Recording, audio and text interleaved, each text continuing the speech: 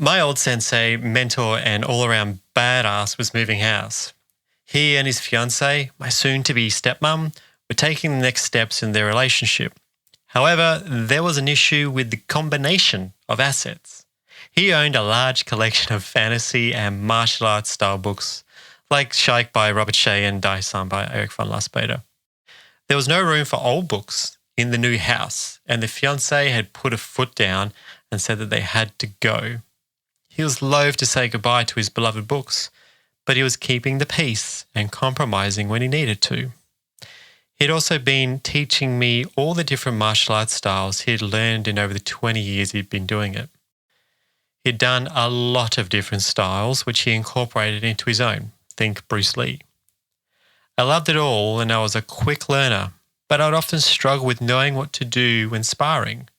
I had the pattern movements sorted, but I could never really integrate that into action. He was a patient master with a struggling apprentice. When we arrived at their house to give them a hand with the move, I was shown the box of books and he said that I could just take my pick. I decided very quickly that I'll be happy to take them all. He was very happy as it was going to go to someone who would enjoy them. There were also so many books and the box was so big that it was almost impossible to lift. I thought I'd better have a quick look inside before I started helping them move house, just to see if I could triage some out. So I pushed my hand through the bolted lid of the box and then pulled it open to take a look. I started grabbing out the first lot of books and scanned the covers to see if I recognized anything. Just as I was doing this, I heard my girlfriend, now wife, walk up behind me. I then looked back and saw concern on her face. I kind of knew that she was thinking about the amount of books and then where would they fit in our house. But the look on her face slowly changed from concern to something close to love. She quickly nodded her approval and asked if I had found anything interesting, which I said there was, and I was excited to start them. She nodded, then turned around and went on to pack up the boxes. I was feeling very happy right then and there. The day moved far too slowly as we made our trips back and forth between the old and the new houses. I kept thinking about that box of books waiting for me at the old house's front door. I kept thinking about what was in there and what magic I could find. The day eventually came to a close. We all bought pizza for dinner that night as a thank you. We quickly ate, said our goodbyes, which always takes a very long time in that family, grabbed the box, then Tetrised it into the boot of the car with all the other things that we had been given. On the drive home, I had considerable preemptive target confusion about having to choose the first book to read. This feeling followed me all the way home as I thought about the couple of books I saw when I pulled them out for the first time.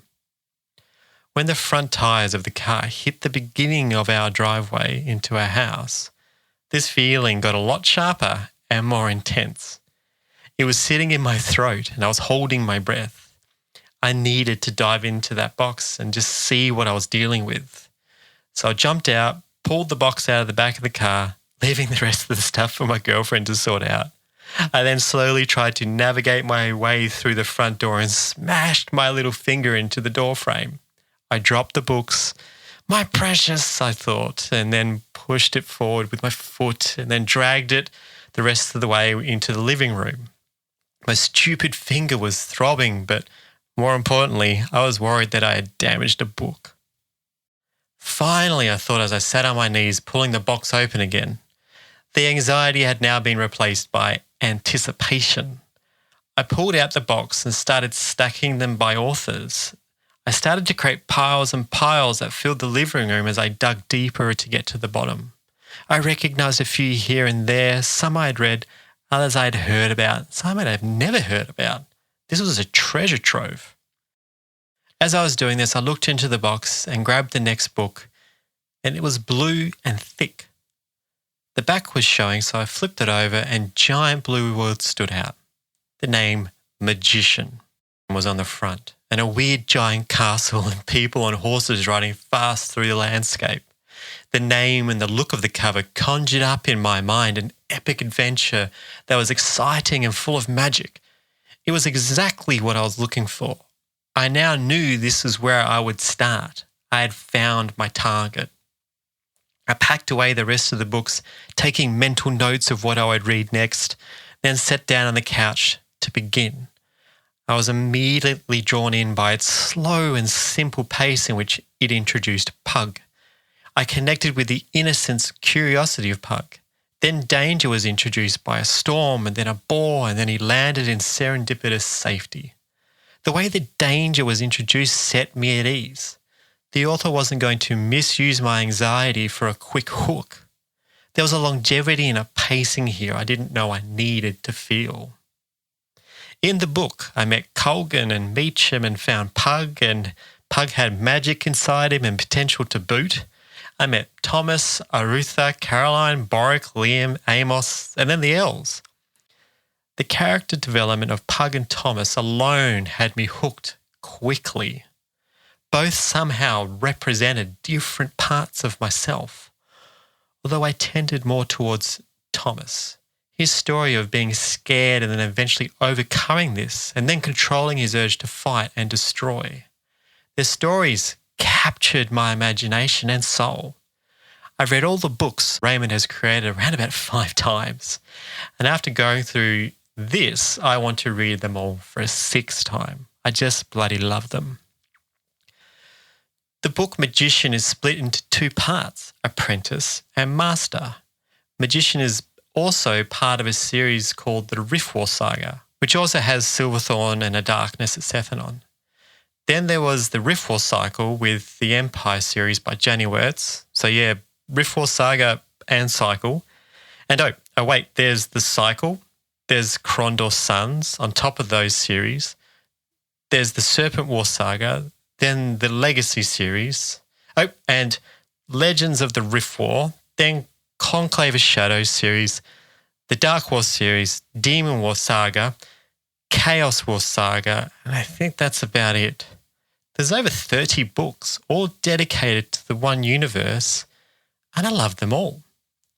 As I was going through all the different titles for research, I could feel the stories pop up into my head again. I remember the wonder, excitement, anxiety, hope, and satisfaction from them all. These stories found me when I was happy, and every time I dived into them again, the happiness and everything else came back with them. My old sensei was family to me. He helped me through my teenage years and guided me into the adult that I am today. He also taught me how to fight, not only with my body, but with my mind as well. Importantly, he taught me to be calm and to realize everything is going to be okay. In the books, the structure is quite formulaic. There's a hero, a thief, a mage, a damsel who's not quite a damsel, a person in the kingdom hierarchy that's on their side and those that are not. I'm not going to list all the parts of that formula, but it's there and I love it. Near the end, the group who go on the journey end up being as close as family. The bonds are tied close together even though they may have not started like that. Think Bobby de Loungeville and Eric von Darkmoor. I had a similar scenario. I started off with my master not liking me at all, but I built up into this today. These books always remind me of growing up and forming a family-like bond in a way I did with my old sensei. He was the master and I was the apprentice, which is a common theme in the Mikimian universe. It always surprises me how books find you at the right time and the right place and have links to other areas of your life. It does sometimes feel a little bit magical. In closing, my sensei, whether he intended it or not with that box of books, had taught me about the integration of pattern movements into the real world. I had far too many choices when sifting through those books and didn't know what to do. There was also a lot of information about sparring and it's not always clear what to do. It then comes down to intuition, knowing when to pick something and target it. I connected those dots when I chose that book from then onwards. I used my intuition more and I was eventually able to build it out and become a lot better at knowing when to attack and defend. I'd overcome the paralyzing effect of target confusion, and I guess maybe that the apprentice was slowly turning into the master. Thank you for listening. If you wish to help me continue to make these for you, please sign up to the Patreon page, patreon.com/mostly epic fantasy. It's a small amount of $5, which I will use to buy more books, pay for equipment and fees. You can also trial it for 7 days to see if it's for you. I can also be found on Facebook, and it's facebook.com/mostly epic fantasy. Thank you for listening, and I'll see you soon.